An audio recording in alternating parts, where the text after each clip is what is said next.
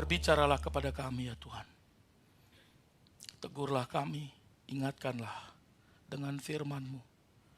Biar hati kami dipenuhi dengan sukacita, karena Allah sendiri berkarya dalam hidup kami, menegur, mengingatkan kami. Dan ketika firman Allah berbicara, berikan kami hati yang lembut, hati yang mau dengar-dengar akan firman Allah. Jauhkan daripada kami hati yang keras, ubahkanlah hidup kami, dan mampukan kami untuk melakukan apa yang kami renungkan hari ini. Biarlah kami membaca firman ini dengan teliti, merenungkannya dengan serius dan sungguh-sungguh, mendengarkan dengan seksama, dan kami mohon beri kerendahan hati untuk bisa melakukannya. Dalam nama Yesus, Engkau juga kiranya boleh menolong hamba yang terbatas ini. Berbicaralah melalui dia, sehingga dia boleh dapat menyampaikan anugerah Tuhan, firman Allah dengan baik bagi kami semua hari ini. Berbicara Tuhan, kami siap mendengarkan-Mu. Dalam nama Tuhan Yesus. Amin. Silakan duduk.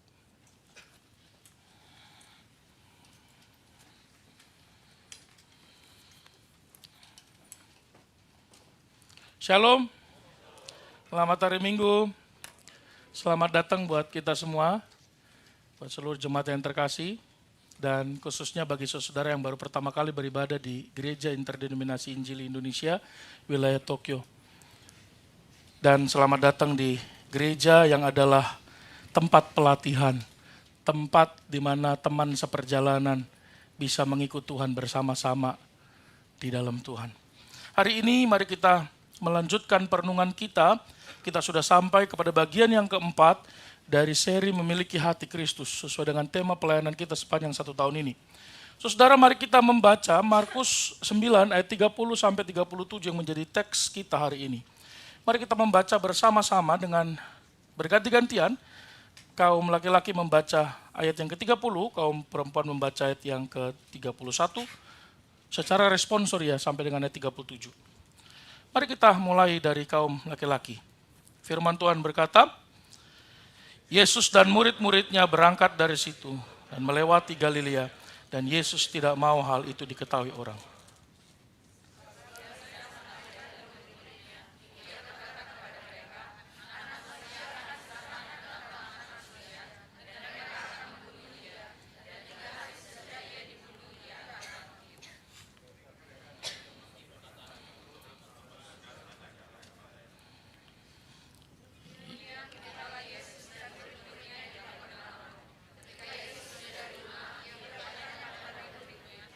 Apa yang kamu perbincangkan di tengah jalan?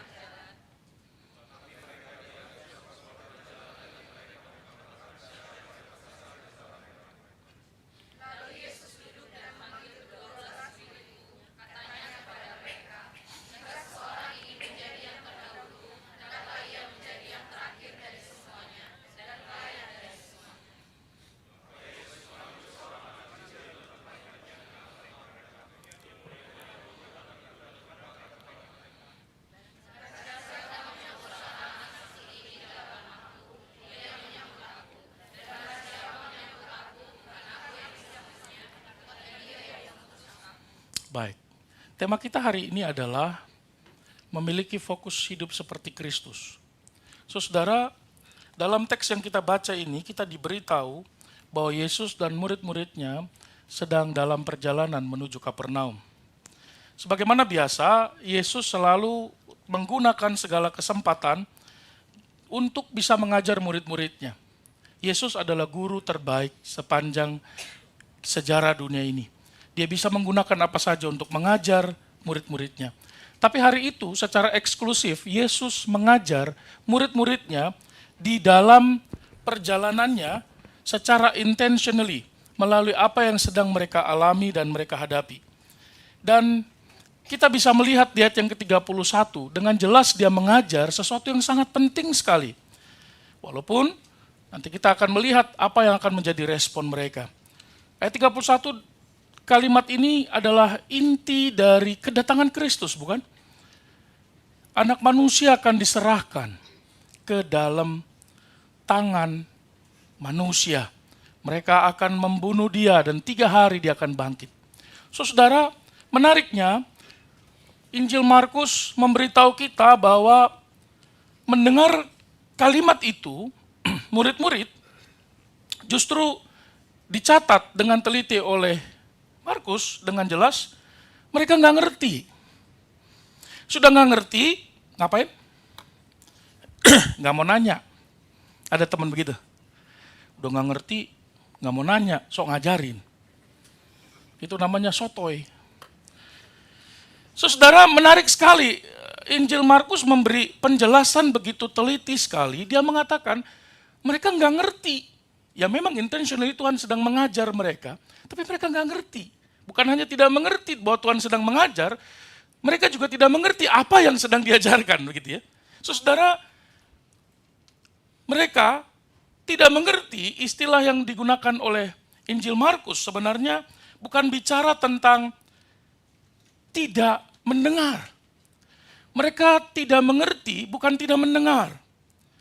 Tentu bagi saudara yang mempelajari tata bahasa, istilah kata kerja imperfect indikatif yang aktif itu bicara tentang sesuatu yang belum sempurna, belum selesai, walaupun sudah terjadi. Istilah kata tidak mengerti itu, bukan pada saat itu mereka nggak ngerti. Sejak kalimat itu diucapkan sebelumnya, karena sebelumnya ada pemberitahuan yang dikatakan oleh Tuhan Yesus. Sebelumnya kalimat ini bukan kalimat pertama. Kalimat ini kalimat yang kedua. Dan dalam konteks ini Markus memberitahu kepada kita bahwa mereka nggak ngerti juga. Dan masih tidak mengerti. Nah, istilah akneo ini sebenarnya bicara tentang apa yang sudah didengar berkali-kali tidak dipahaminya. Kenapa ya? Kenapa mereka bisa nggak ngerti? Sudah dengar sampai 2 kali. Kita kalau nggak ngerti, kalau saya biasanya udah dengar bahasa Jepang, kalau saya nggak terharu, suka menangis. Itu bukan karena saya sedih, karena nggak ngerti. Tapi biasanya saya berusaha bertanya, moichido ite kudasai, yukuri onegai shimasu. Benar nggak? Benar nggak? Tolong pelan-pelan ulangi sekali lagi. Terus dia bilang, bukan gitu konsepnya, bukan gitu. Tolong ulangi pelan-pelan. Waktu dia ucapkan itu, oh itu maksudnya, walaupun masih ada yang miss. Tapi ini sudah 2 kali mendengar, mereka nggak ngerti. Kenapa?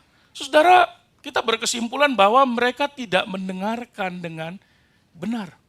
Atau istilah G.K. Chesterton berkata, they are not hearing. They are not listening, but only hearing. Rupanya hearing and listening dibedakan. Hearing itu mendengarkan apa yang dia bisa tangkap dengan gendang telinganya, tapi tidak pernah diproses melalui otaknya. Listening memproses apa yang dia dengar dengan otaknya. Saudara, ada banyak kita yang seringkali hearing, tapi not listening. Maka tidak semua orang a good listener, kan? Biasanya good listener sulit bicara. Kalau good hearing suka gosip. Benar nggak? Maka cari teman jangan hanya good hearing, tapi good listening. Yang mau memberikan telinganya. Saudara, mereka mendengar tapi tidak menyimak, itu pengertiannya. Mereka hanya bisa mendengar. Saudara, contohnya seperti apa? Saudara yang tinggal punya apartemen di sekitar rel kereta. Saudara hearing nggak kereta lewat? Aduh berisik ya. Tapi lama-lama, saudara bukan tidak hearing lagi, tapi Anda bisa tidur. Kenapa? Karena Anda bukan menggunakan hearing lagi, tapi we are just not listening that noise. Berisik masih ada nggak? Masih, tapi kenapa bisa tidur? Pakai cotton bud, Pak. Aduh, susah. Saudara, mendengarkan itu apa yang dikatakan. Tapi listening itu memahami apa yang dikatakan.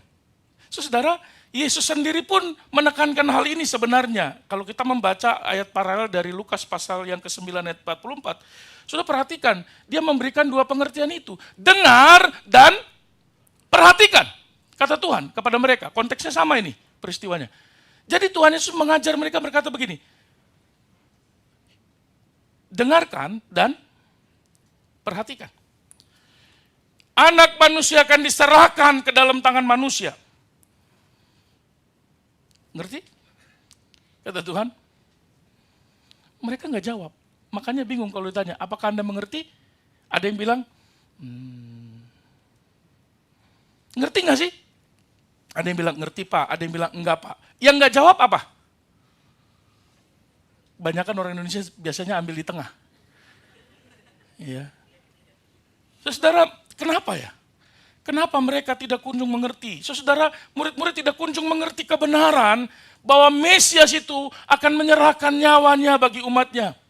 Mereka tidak kunjung mengerti kebenaran bahwa Yesus Kristus datang ke dunia bukan untuk dilayani, tetapi untuk menyerahkan nyawanya sebagai tebusan bagi banyak orang. Setelah hampir 3 tahun bersama dengan Tuhan Yesus, makan, tidur, dengar, belajar, mereka tak kunjung mengerti bahwa tujuan akhir dari pelayanan Sang Juru Selamat itu adalah mati di kayu salib. Dan pada hari yang ketiga bangkit dari kematian. Mereka nggak paham. Tidak berhenti di situ, saudara, yang lebih ironis lagi, mereka bukan hanya tidak mengerti, tetapi dikatakan segan menanyakannya. Ini terjemahan yang kita pegang, kebanyakan terjemahan mungkin antara tahun 1996 sampai 2006, menggunakan istilah segan. Kalimat di dalam bahasa asli sebenarnya menggunakan istilah ini. Takut. Fobeo, dari sanalah muncul istilah fobia. Khawatir. Kenapa mereka khawatir? Kalau mereka bertanya, saudara pernah nggak? Kalau mau nanya, biasanya kalau ada seminar, baik dibuka ruang pertanyaan, gak ada yang nanya. Oke, kalau nggak ada yang bertanya, kita istirahat. Begitu istirahat, semua maju ke tempat pembicara. Nanya, Pak tadi yang gimana? Kenapa nggak mau nanya waktu pertanyaan? Takut, khawatir. Tapi, saudara, kalau saudara yang mengetahui konsep ini, pengertiannya lebih kepada mereka berdiam diri karena takut akan terjadi sesuatu kalau mereka aktif bertanya. Mereka nggak ngerti, tapi nggak mau nanya. Kenapa? Karena akan terjadi sesuatu. Apa yang terjadi, saudara? Bagi mereka, kalau mereka bertanya, salah seorang di antara mereka, mungkin masing-masing akan berkata, kalau saya nanti nanya, nanti dibilang, saya nggak ngerti. Malulah, rugi dong. Apa kata dunia? Apa kata teman-teman saya? Masa Rasul goblok? Masa murid Yesus kagak paham? Malulah, mau ditaruh di mana muka saya? Harga diri saya mau taruh di mana? Saudara, apa yang mereka khawatirkan? Mereka takut dianggap lamban oleh teman-teman mereka. Saudara, kalau saudara ada kesempatan untuk bertanya, bertanyalah sebanyak-banyaknya. Daripada orang yang bertanya kepada Anda. Mereka takut, mereka khawatir karena mereka takut tidak kelihatan cerdas. Saudara, mereka khawatir bahwa kalau mereka bertanya, image mereka akan rusak di antara sesama murid. Mereka lebih memilih untuk berdiam diri. Gak apa-apa deh, gue gak ngerti, gak apa-apa deh. Daripada image saya hancur. Saudara, banyak orang Kristen kayak gitu gak sih? Sudah gak ngerti, gak mau nanya. Dan ketika ditanya, dia bilang, ya, I understand. Apa yang kau mengerti? Ya, aku mengerti kalau aku sebenarnya gak ngerti. Dan memang tidak ada seorang pun yang ingin kelihatan bodoh kan di depan teman-temannya, benar gak? Kita berusaha untuk tampil kelihatan bahwa kita ini paling pinter. Dengan teman sekerja kita, kita kelihatan kita paling kompeten kan? Itu natur kita, saudara. Dan kita gengsi mau nanya. Saudara, ketika kita melakukan itu, maka mereka yang disebut murid Kristus sebenarnya menutup diri sebagai murid. Karena murid, istilah murid dalam pengertian Alkitab, matetes itu bicara tentang seorang yang membuka dirinya untuk bertanya apa saja. Kalau kita malas bertanya, enggan bertanya, bukan karena kita tidak mau bertanya, tapi karena kita tidak mengerti, tapi kita sungkan, karena kita takut image kita. Malu dong, usiaku kan lebih tua dari dia. Apa kata dunia kalau aku masih nanya kepada yang lebih muda, benar gak? Saudara, ada banyak orang demikian. Walaupun mereka sungguh gak ngerti, tapi mereka melakukan itu. Pertanyaannya, mengapa mereka ketika Yesus bertanya selalu diam 1000 bahasa? Ketika Yesus mengajar sesuatu mereka selalu diam. Dan apa yang terjadi sesudah terjadi pengajaran itu? Mari kita baca sama-sama. Markus pasal 9 ayat 46 mengatakan kalimatnya dengan jelas. Maka timbullah pertengkaran di antara murid-murid Yesus tentang, saudara, karena di antara mereka memang kelihatannya ada pertengkaran. Ada persaingan, ada saling intip. Mereka berusaha mengambil kesempatan untuk bisa menyalip seseorang di tikungan. Punya teman begitu enggak? Mereka sedang bersaing, ingin mendapatkan posisi yang paling, dalam tanda kutip, paling besar, paling mulia, paling setia, paling diakui, dan paling segalanya. Anda bisa lanjutkan kalimat itu. Saudara, di antara mereka berusaha untuk kelihatan lebih daripada yang lain. Dan gak ada, saudara, kalau Anda lihat iklan di Indonesia, jualan apapun selalu bilangnya nomor 1. Kecap nomor 1. Ocha nomor 1 di Jepang. Padahal saya lihat gak pernah ada di Jepang itu. Benar gak? Orang Indonesia selalu kena tipu kan. Ya. Saudara, dapatkah Anda melihat itu? Apa yang dijelaskan oleh Injil Markus ini? Dari dua kata akneo dan phobeo itu, kata mereka tidak mengerti itu, dan mereka tidak mau bertanya karena khawatir akan terjadi kepada hidup mereka. Dari dua kata itu, apakah Anda bisa melihat fokus para murid? Saudara, fokus hidup mereka itulah yang menuntun mereka di dalam keputusan-keputusan itu. Jangan berpikir bicara fokus hidup itu bicara hal yang sepele. Fokus hidup itu akan menuntun kita. Dan keputusan hidup kita dan seluruh keberadaan kita itu adalah gambaran daripada apa fokus hidup kita. Jadi kalau kita terus pikirannya cuma kerja, duit, kerja. Itulah fokus kita. Saudara, mereka adalah murid. Fokusnya pada diri sendiri. Yesus mengajar kepada mereka bukan self-gaining, interest pribadi. Tetapi justru mereka fokus kepada kepentingan sendiri. Fokus mereka membuat mereka terhalang sebagai murid untuk belajar, mengetahui sesuatu yang tidak mereka mengerti. Dan bahkan tidak dimengerti banyak orang. Saudara, mereka menutup diri untuk jadi murid. Saya berdoa seluruh jemaat GI3 Tokyo dan seluruh GI3 adalah murid Kristus yang membuka dirinya untuk belajar jadi murid. Karena belajar jadi murid tidaklah mudah. Saudara, saya setuju dengan kalimat yang dikatakan oleh seorang pendeta hamba Tuhan yang baik dari Saddleback Church di Amerika bernama Rick Warren. Dia menulis dalam bukunya Purpose Driven Life dengan kalimat yang sangat bagus sekali. Dia mengatakan, Anda tidak akan pernah dapat memahami tujuan Allah dalam hidup Anda kalau Anda hanya fokus pada rencana-rencana hidup Anda sendiri. Anda nggak akan bisa mengerti kalau engkau cuma fokus pada dirimu sendiri. Bagaimana engkau bisa menangkap rencana Allah dalam hidupmu? Tuhan mau bikin apa untukmu? Kalau engkau sibuk mikirin interest pribadi sendiri. Bukankah itu yang dilakukan oleh para murid? Saudara, pertanyaan untuk kita semua, juga untuk saya. Bagaimana dengan hidupmu? Bagaimana dengan hidupmu hari ini? Bagaimana fokus hidupmu hari ini? Apa fokus hidupmu hari ini? Jika fokus hidupmu terus berpikir untuk mendapat sesuatu, kita akan berputar-putar dalam kekhawatiran, ketakutan diri sendiri, karena kita tidak bisa mendapat apa yang kita dapat.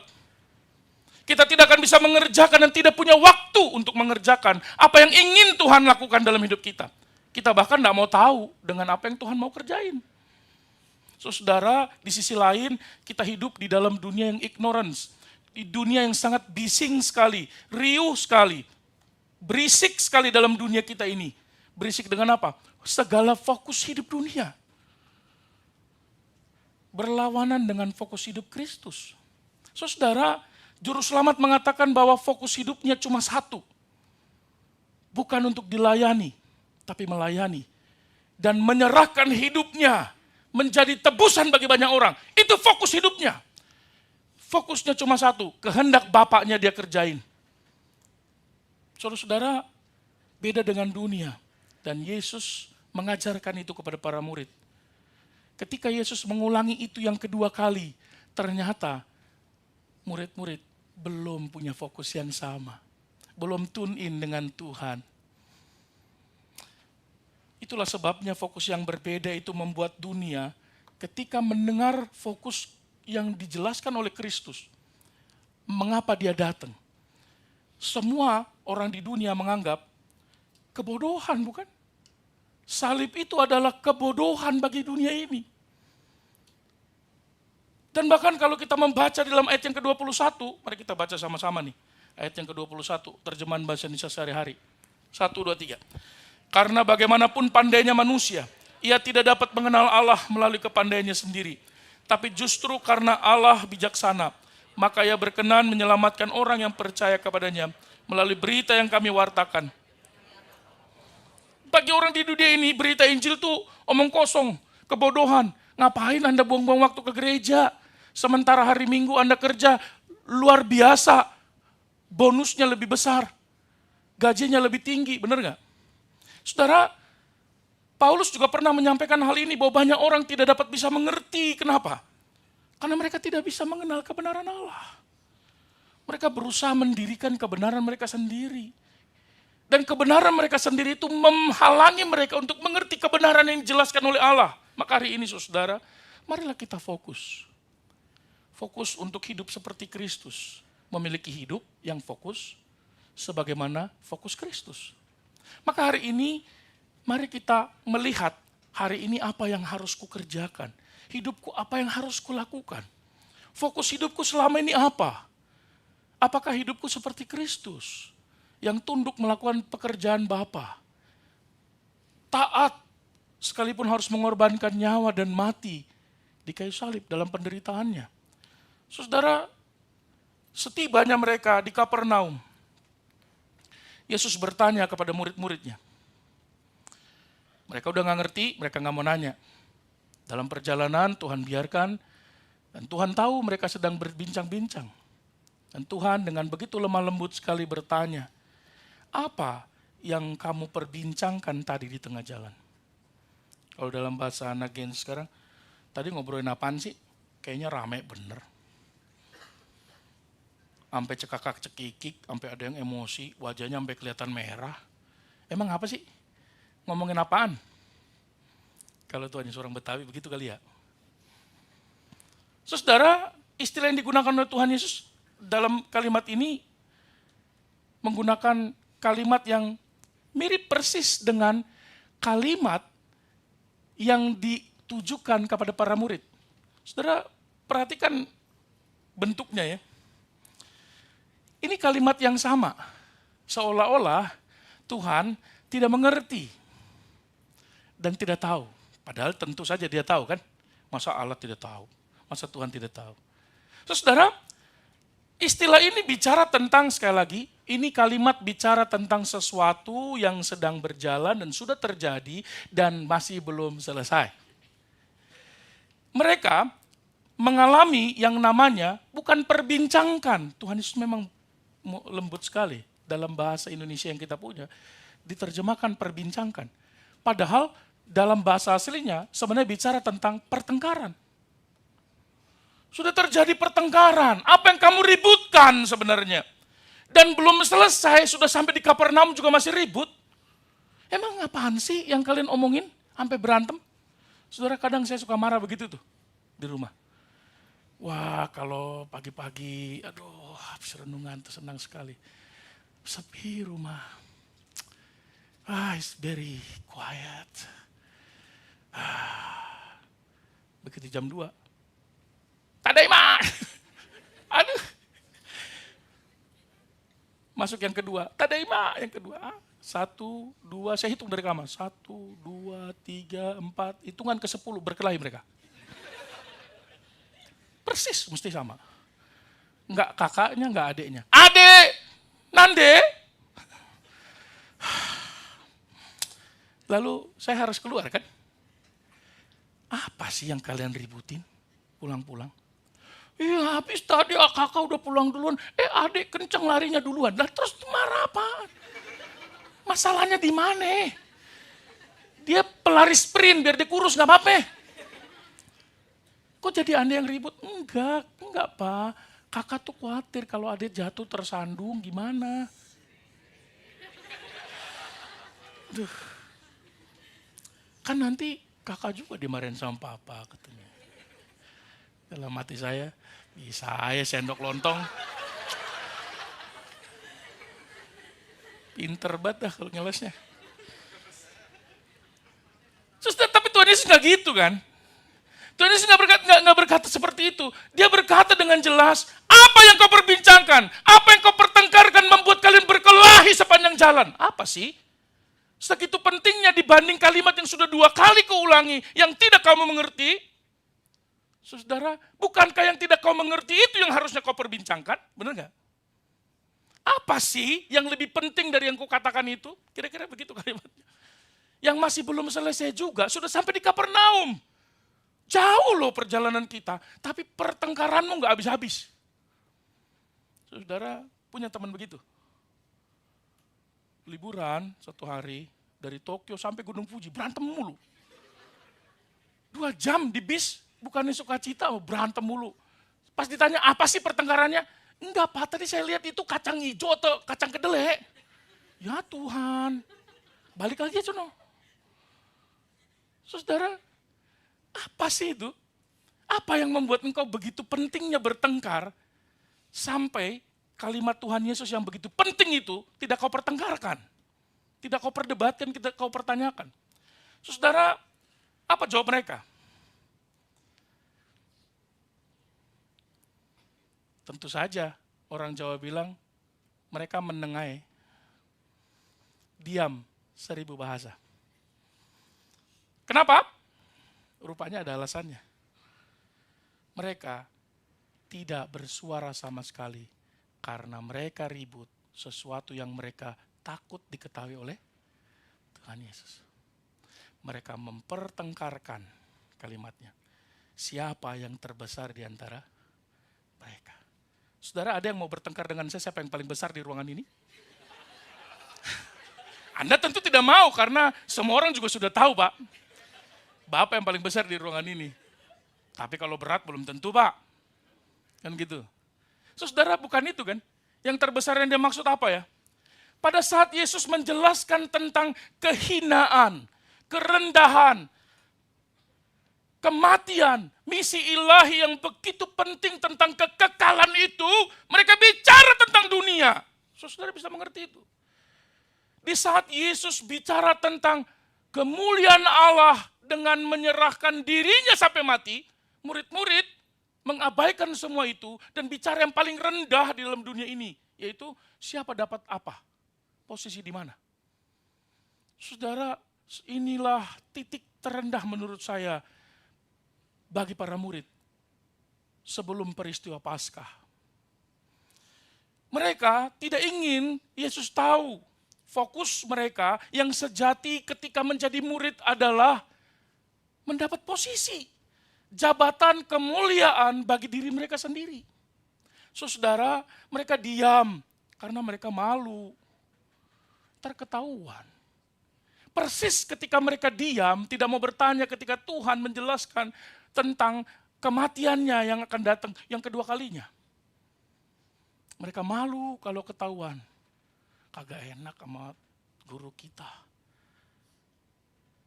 Mereka bahkan tidak punya empati ketika Yesus berkata, aku akan mati nanti. Even itu mereka nggak peduli. Saudara lihat murid-murid ini. Maka tidak heran banyak orang nggak mau ke gereja. Kenapa? Murid-murid Kristus model seperti ini nih. Yang fokusnya apa? Fokusnya untuk dirinya sendiri. Mereka nggak empati sama orang lain. Lu mau mati, mau ngapain terserah. Yang penting gue untung. Aku terbesar. Saudara, ironis bukan? Kalau begitu kita dapat satu kesimpulan. Orang yang ada bersama dengan Kristus, tinggal bersama dengan Kristus, bisa selfish gak? Bisa. Selfishnya bakal ditutup dengan hal yang rohani. Bersama dengan Kristus. Saudara, hati-hati. Tapi kita tidak boleh bersuuzon kan? Kita tidak boleh berpikir murid-murid itu jahat saja. Tentu kita harus objektif. Sebagai orang Kristen yang baik, kita memahami Alkitab dengan baik, maka kita perlu objektif. Maka supaya adil, mari kita tanya kepada Alkitab. Sebenarnya apa sih alasan mereka bertengkar? Tentu Alkitab akan memberitahu kepada kita. Apa sebenarnya alasan yang membuat mereka berpikir kita perlu dapat posisi yang terbesar itu? Apa latar belakangnya? Saudara, Alkitab mengajar kepada kita. Yang pertama, dalam Markus 9 ayat yang kedua sampai dengan ayat ke-10, 3 murid itu pergi bersama dengan Tuhan Yesus. Namanya Petrus, Yakobus, dan Yohanes. Diajak oleh Tuhan Yesus. 3 murid tunggu di bawah gunung. 9 murid tunggu di bawah gunung, 3 murid naik ke atas gunung. Lihat ya, 3 ke atas, 9 di bawah. Mereka melihat sesuatu yang begitu mulia sekali. Mereka melihat transfigurasi itu. Wow! Amazing! Luar biasa. Bahkan Petrus bilang, gimana kalau kita bikin kemah di sini? Biar kita lebih lama ngeliat ini. Betapa indahnya. Daripada ngelihat yang di bawah gunung, mending enak yang di atas gunung. Memang tidak ada yang tidak senang berada di dalam posisi yang tinggi kan? Indah kan? Bukan hanya view-nya saja indah, tapi sesuatu yang terjadi yang dibuka oleh sorga itu. Datang Elia dan Musa. Berkilau-kilauan wajah mereka bersama dengan Tuhan, mereka bercakap-cakap. Kalau ditanya ngobrolin apa Pak? Nanti rahasia, itu bagian yang berikutnya. Mereka bertiga, gila, luar biasa. Ini gak bisa didapetin oleh semua orang. Begitu mereka turun, mereka dilarang untuk beritahu. Ingat ya, jangan kasih tahu siapa-siapa. Cukup kalian bertiga sama saya yang tahu, kata Tuhan Yesus. Makin merasa eksklusif gak sih? Wow, we are the chosen one. Hanya kita bertiga yang tahu dan gak boleh kasih tahu. Saudara, bayangkan mereka bertiga turun penuh dengan sukacita dan mereka begitu mengalami pengalaman yang luar biasa dan karena mereka nggak bisa bilang apa-apa, mereka ngelihat 9 orang yang ada di bawah gunung itu sambil senyum-senyum, aduh aku pengen ngomong tapi nggak bisa, aduh gimana ya?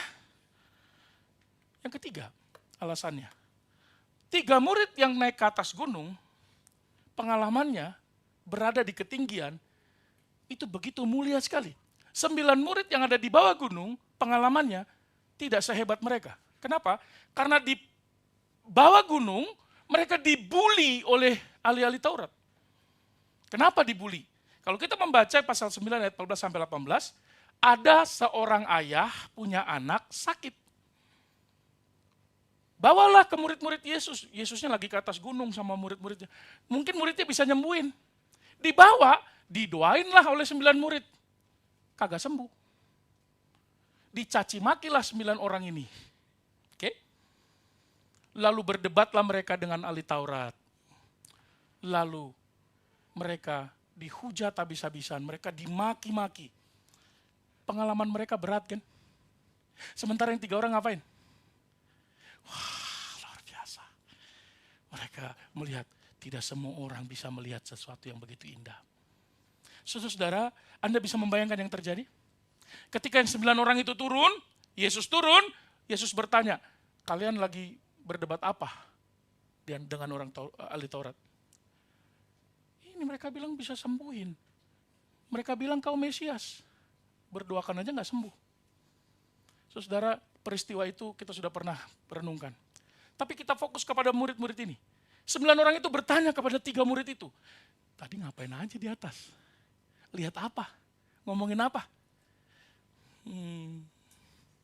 Sorry ya, kita nggak bisa kasih tahu. Rahasia kata Tuhan Yesus. Kita udah diperintah kagak boleh kasih tahu. Gitu-gitu aja berahasia-rahasiaan. Kita kan sama 12 murid. Sudah bisa melihat itu. Saudara, sok istimewa lu Loh, enggak, tadi Tuhan Yesus bilang jangan kasih tahu. Bilang aja kalian merasa lebih hebat daripada kami karena cuma kalian bertiga yang naik ke atas bukit. Kami di sini ngadepin orang ahli Taurat, dimaki-maki, dihina, diludahin, dilempar dengan batu. Kalian main enak-enakan di atas sono 3 orang. 9 murid merasa tersisi. Merasa rendah diri di saat 3 murid punya pengalaman bersama dengan Tuhan Yesus. Saudara, Petrus, Yakobus, dan Yohanes menyatakan bahwa ya iyalah, kami istimewa, kami punya pengalaman satu yang gak bisa kami ceritain karena itu rahasia. Pastilah di antara kami para pemimpin ini. 9 orang gak terima dong. Jangan kau pikir, kita murid Kristus. Kita semua sama. Jangan kau pikir, karena kau naik sekali ke atas gunung, kau yang paling berhak jadi pemimpin. Saudara, terjadilah perdebatan itu. Petrus kemudian menjawab, no, sudah jelas dong, aku pemimpinnya. Lagi pula, waktu Yesus bertanya, siapakah aku yang duluan jawab, Yesus adalah Mesias, anak kalian yang hidup. Kalian semua kemana? Lihat. Andreas gak mau kalah dong. Andreas bilang, tunggu dulu. Aku yang kenalin kamu sama Tuhan Yesus, Petrus. Ingat gak? Kalau gak karena aku, gak kenal lu sama Tuhan Yesus. Saudara, Yohanes dan Yakobus merasa jiwa korsanya, semangat bertiga ini perlu dibela. Maka dia gak bisa diam. Tunggu dulu. Jangan merasa engkau paling hebat. Dari semua kalian yang paling duluan tinggal sama-sama Tuhan Yesus itu kami ya. Kami bertiga loh. Bukan elu. Kami lebih lama daripada kalian tinggal bersama dengan Tuhan Yesus. Yudas merasa sebagai seorang bendahara. Kalian semua gak terlalu penting. Tahu siapa yang dipercayakan untuk memegang uang? Watashi desu.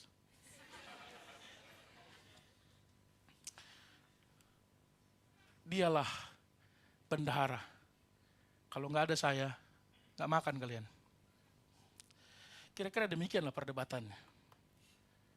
Dan di antara mereka, fokus masing-masing mereka merasa lebih memenuhi syarat untuk jadi pemimpin daripada teman-teman yang lain. Fokus mereka berpikir bahwa mereka lebih layak dihormati karena pengalaman mereka. Karena apa yang naik ke atas gunung merasa pengalamannya lebih tinggi, yang di bawah merasa lebih berjasa karena dia berani menghadapi orang banyak ketika Yesus tidak ada. Saudara, murid-murid berpikir bahwa dia harus menjadi terbesar di antara murid-murid yang lain. Sesuatu yang tidak penting di mata Tuhan menjadi penting sekali membuat mereka bisa bertengkar. Bahkan dalam perjalanan yang jauh tidak habis selesai pertengkaran itu dan Tuhan bertanya, apa yang kau pertengkarkan dalam perjalanan? Saudara, betapa bodohnya murid-murid ini bukan? Betapa tidak dewasa dan sombongnya mereka. Fokus pada diri sendiri. Di saat Yesus bicara tentang misi Allah, mereka fokus kepada misi sendiri.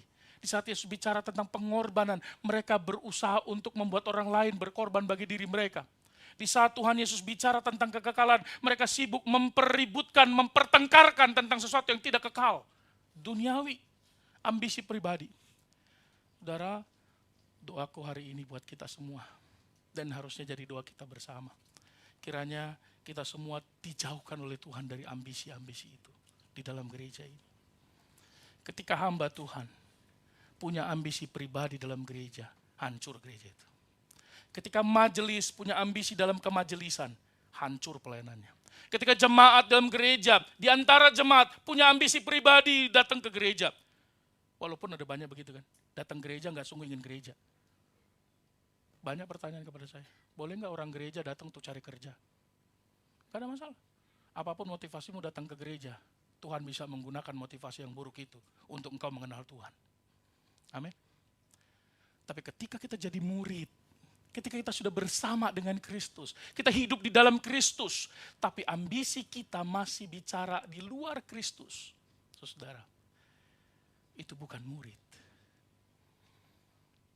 Tapi saat ini jika di antara kita ada yang berkata, ini relate banget dengan hidupku nih. Ada yang berkata, Tuhan aku masih seperti itu, masih kayak murid. Udah bertahun-tahun aku jadi Kristen, aku belum mengerti kalimat Tuhan Yesus. Udah banyak ayat yang kubaca, aku juga masih belum paham. Tidak ada salahnya hari ini kita datang kepada Tuhan. Tuhan, tolong berikan aku fokus hidup yang baru. Tidak seperti para murid. Aku gak mau mempertengkarkan apa yang ada di dunia ini. Tolong aku supaya fokus kepada kekekalan. Bisa memandang namamu, memuliakan engkau selagi aku hidup. Amin. Mari kita sama-sama melihat hidup kita hari ini. Apa yang kau sekarang perjuangkan, pertengkarkan, apa yang membuat hidup kita merasa lebih penting untuk dikejar daripada kekekalan. Saudara, para murid berdiam diri ketika ditanya oleh guru mereka, apa yang sedang engkau pertengkarkan?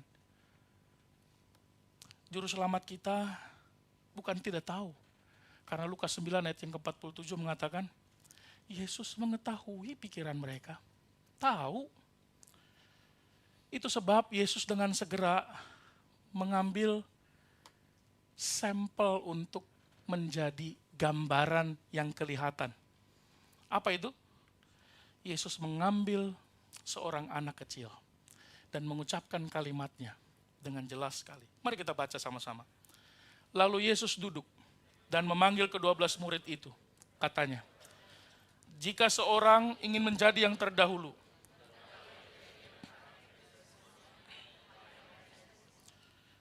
maka Yesus mengambil seorang anak kecil dan menempatkannya di tengah-tengah mereka. Dan barang siapa menyambut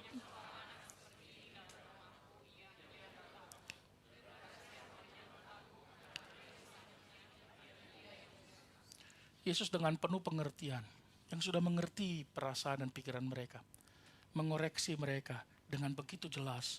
Kalau engkau ingin menjadi yang terdahulu, jadilah pelayan dari semuanya. Jadilah pelayan dari seluruhnya. Jadilah diakonos Tuhan. Saudara, istilah diakonos ini bicara tentang fokus, bukan aktivitas. Walaupun kalau kita bicara tentang diakonos, ada pengertian harafiah yang perlu kita pahami dalam konteks budaya dan juga bahasa. Yang pertama, istilah diakonos dipahami dalam dua kata, dia dan konis. Kata dia itu melalui atau menerjang, konis itu debu. Saudara, seorang diakonos atau seorang hamba itu orang yang menerjang debu. Kerjanya melewati debu, bolak-balik. Kenapa menerjang debu? Karena harus bolak-balik, mondar-mandir, ngerjain ini dan itu, melakukan ini dan itu, pindah dari sana, pindah dari sini, lakukan ini, pergi ke pasar, pergi ke tukang daging, pergi kemana, pokoknya kakinya berdebu. Tapi diakonos juga bicara tentang seorang yang dengan tekun sekali, punya dedikasi tinggi, dan ide utamanya adalah seorang yang sangat gigih sekali menjalankan apa yang dipercayakan kepadanya untuk kepentingan orang lain.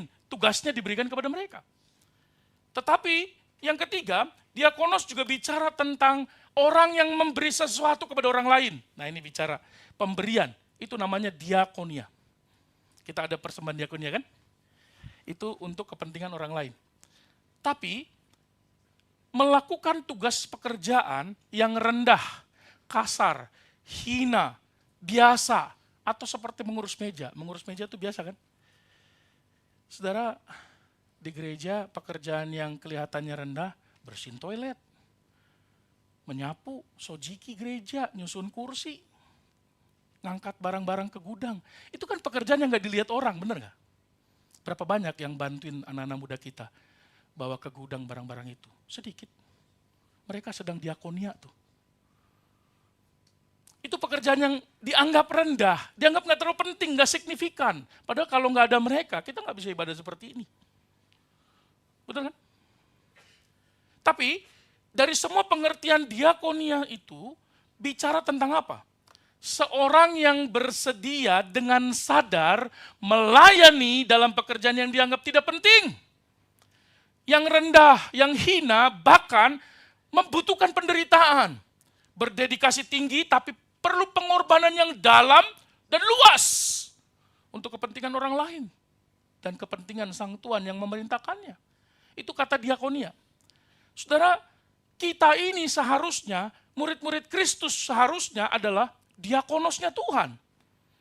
Maka Tuhan katakan, kalau engkau mau jadi yang terbesar dari semuanya, engkau haruslah diakonosnya Tuhan. Engkau harus mau mengerjakan pekerjaan yang remeh. Nanti kalau ada kepanitiaan, Natal belum ada nih ya, Paskah, begitu tawarin, mau nggak jadi seksi kebersihan? Percuma aku S3, masa aku kebersihan? Saudara, belajar kata diakonos itu. Kalau tawarin, mau nggak melayani di bidang apa? Di bidang konsumsi. Ngapain dikonsumsi? Cuma naruh sambal doang ke bento. Aku punya gelar master chef loh. Masa cuma naruh sambal aja? Hah? Menghina kau sama saya. Rendah kali kau anggap saya. Saudara, diakonos Tuhan ingat. Bukankah itu juga yang sedang dikerjakan oleh Tuhan Yesus ketika dia mengajarkan murid-murid. Dan dia mengatakan di ayat yang ke-31 itu. Dia menjelaskan bahwa dia datang ke dalam dunia, kata Paulus. Yang tidak menganggap kesetaraan dengan Allah itu sebagai milik yang harus dipertahankan. Dia bahkan mengosongkan dirinya. Saudara, mengosongkan dirinya itu bicara tentang apa? Menggembosi dirinya. Kalau balon mau masuk ke dalam pipa yang kecil, balonnya gede banget. Pipanya segini. Maka balonnya merelakan dirinya digembosi. Jadi kecil sehingga dia bisa masuk ke dalam paralon itu. Manusia itu berdosa sekali. Dunia begitu jahat. Dia begitu kudus. Dia datang ke dalam dunia. Menggembosi dirinya. Membatasi dirinya. Siapa yang mau terdahulu, siapa yang mau terbesar, dia harus menjadi pelayan dari semuanya. Saudara, kita hidup dalam zaman dan dunia yang fokusnya cuma menuntut diperhatikan, benar gak? Kalau aku gak diperhatikan, aku protes. Kalau aku gak diperdulikan, aku marah. Kalau aku tidak dilayani, aku protes. Bahkan kita tidak tergerak sedikit pun melayani sesama kita. Semangat itu dari dunia itu masuk ke dalam gereja. Dan tidak jarang kita lihat di dalam gereja, orang berpikir dia layak mendapat penghormatan, dia layak mendapat perlakuan istimewa. Apakah karena dia penyandang dana? Tidak tahulah. Apakah karena dia punya tanah lalu diberikan ke gereja? Itu yang terjadi di kampung saya. Kakek saya itu memberi tanah untuk bangun gereja, luas.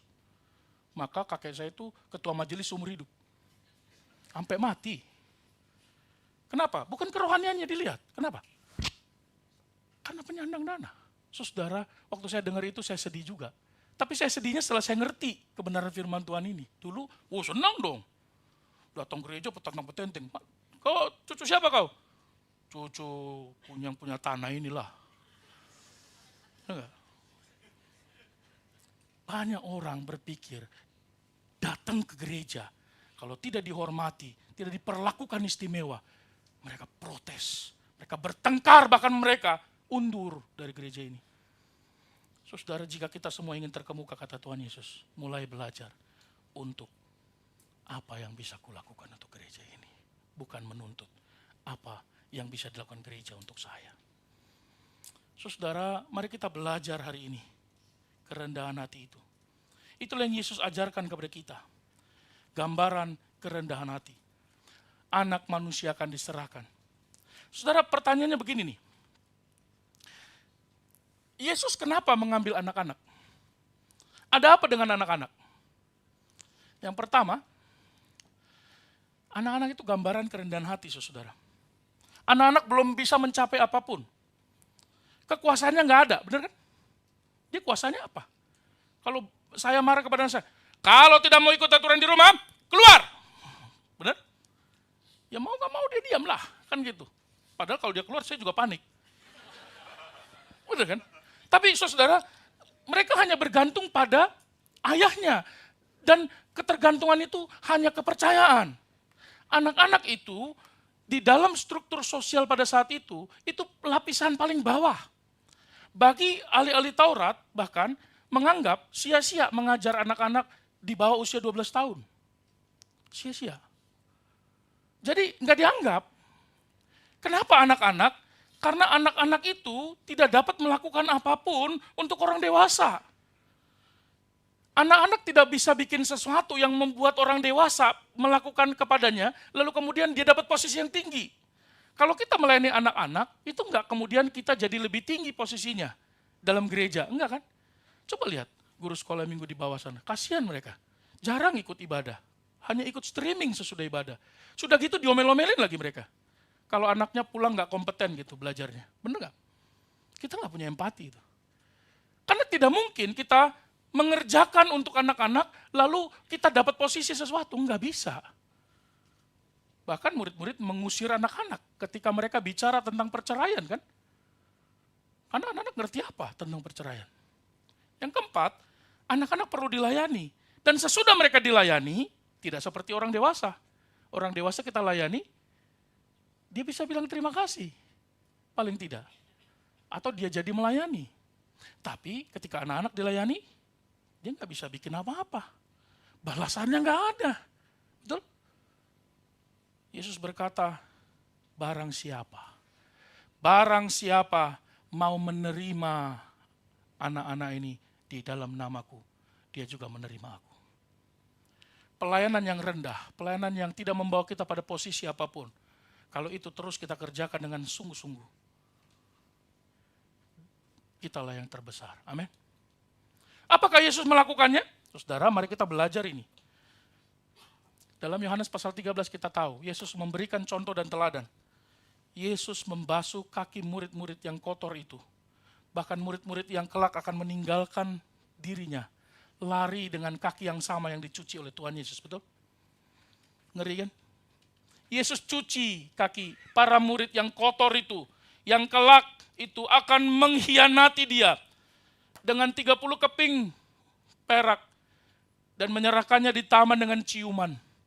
Kaki yang sama dia gunakan untuk pergi menyerahkan Yesus ke ahli-ahli Taurat. Kaki yang dicuci oleh Tuhan Yesus. Kaki yang kotor itu, yang dibasuh oleh Tuhan, yang kelak akan meninggalkan Tuhan. Dan sebelum fajar menyingsing, dia sudah 3 kali mengkhianati Tuhan Yesus.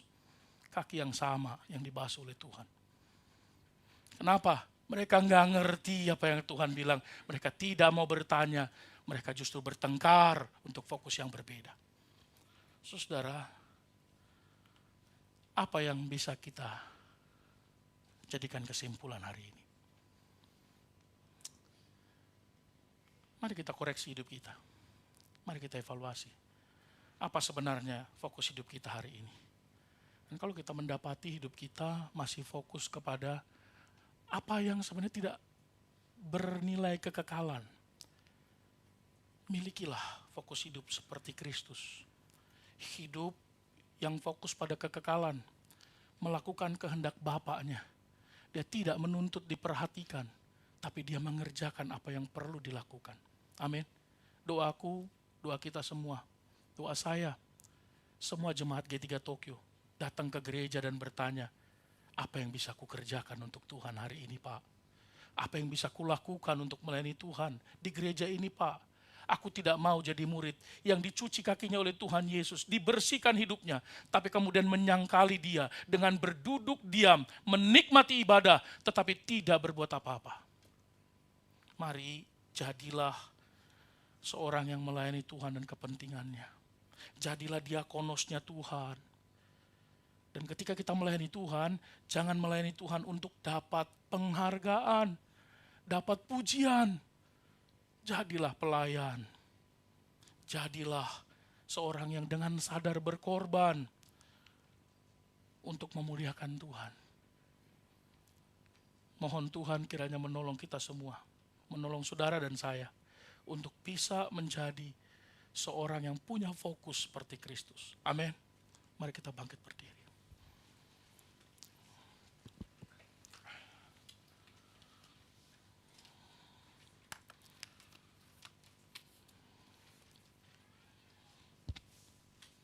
Mari masing-masing kita berdoa.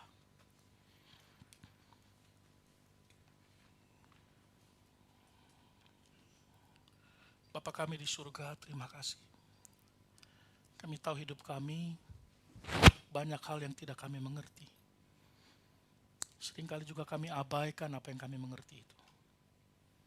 Tuhan, hari ini tolong kami supaya kami memiliki fokus hidup yang sama dengan Kristus. Fokus hidup untuk memuliakan Tuhan. Perhatikanlah setiap jemaat-Mu hari ini yang berdoa. Memohon, kiranya kami semua boleh diberkati oleh Tuhan. Mohon Tuhan menolong kami, supaya belasan puluhan tahun kami ada di gereja, kami tidak hanya menuntut, tapi kami mulai memberi apa yang bisa kami kerjakan. Pikiran, tenaga, perasaan, keberadaan, materi, waktu, dan seluruh hidup kami sepenuhnya untuk pekerjaan Tuhan dan kemuliaan namanya. Tuhan, jadikanlah kami diakonus-diakonus-Mu. Mungkin pelayanan itu tidak dilihat oleh orang dan juga tidak diperhatikan oleh siapapun. Tapi Allah dari tempatnya yang maha tinggi itu melihat yang tidak kelihatan itu, yang tidak diperhatikan manusia, Allah memperhatikannya. Dan kelak kami mendengar suara Tuhan, baik sekali perbuatan-Mu itu, hai hambaku yang baik dan setia. Tuhan, tolonglah kami untuk mengerjakan firman Allah ini. Seraya kami menyerahkan seluruh kehidupan kami, jemaat-Mu, saudara-saudara kami yang mengalami kelemahan tubuh. Kami berdoa untuk Bapak Agustinus Chandra, untuk Bapak Samuel, adik Daniel Oswin, dan pemulihan dari Pak John Robert, Pak Markus, Ibu Ellen, dan Pak Stephen. Kami mohon kiranya Tuhan berkasih karunia buat mereka, menolong mereka untuk bisa dapat menjalani seluruh aktivitas mereka dalam kelemahan tubuh, bahkan dalam pemulihannya. Sebagaimana Tuhan menyembuhkan, demikian juga Tuhan memampukan menjalaninya. Kami berdoa untuk semua saudara yang berulang tahun pada minggu ini. Kami berdoa Tuhan menyerahkan untuk Malki Pangalila, Ibu Marcella, Saudara Iman, Saudara Febrial Mario, Saudari Oyama Momoka, Ibu Marta Morita, Saudari Lastri Sianipar, dan Ibu Selvi Margaret Hayasi, dan semua jemaat Tuhan yang mengalami anugerah Tuhan dengan usia yang Tuhan tambahkan. Kami berdoa anugerah Tuhan melimpah bagi kehidupan mereka. Berkatilah dalam setiap kehidupannya. Iman percaya mereka Tuhan terus tumbuhkan, teguhkan, memberikan iman yang tebal, sehingga boleh dapat mengikut Tuhan dalam usia yang Tuhan percayakan kepada mereka. Ketika mengalami kesulitan, Tuhan tolonglah supaya mereka tetap bergantung pada Tuhan dan hidup menjalannya dengan anugerah Tuhan. Kami berdoa untuk seluruh anggota keluarga kami yang mungkin mengalami kelemahan tubuh, yang tidak bersama dengan kami, baik di Jepang ini maupun di luar negeri, di Indonesia, di tanah air, orang tua kami, anak-anak kami, suami kami, istri kami, siapapun mereka, Tuhan pulihkanlah. Berikanlah pertolongan, baik dalam tindakan medis sekalipun. Anugerah Tuhan nyata dalam kehidupan mereka. Dan kami percayakan mereka ke dalam tangan-Mu. Berkati gereja-Mu, berkati hamba-hamba-Mu, para majelis, para pelayan, dan bahkan anak-anak Tuhan yang Tuhan berikan kepada gereja ini, yang menyerahkan hidupnya untuk melayani Tuhan. Berkatilah hidup mereka, berkati masa depan mereka. Bahkan berkati setiap jemaat Tuhan yang memberikan persembahan-persembahan mereka, yang datang kepada Tuhan dengan penuh kesungguhan. Tuhan, cukupkan segala keperluan. Terima kasih Tuhan, kami mau berdoa sebagaimana Engkau mengajar kami berdoa. Bapa kami yang di sorga, dikuduskanlah nama-Mu. Datanglah kerajaan-Mu, jadilah kehendak-Mu di bumi seperti di sorga. Berilah kami pada hari ini makanan kami yang secukupnya, dan ampunilah kami kesalahan kami seperti kami juga mengampuni orang bersalah kepada kami.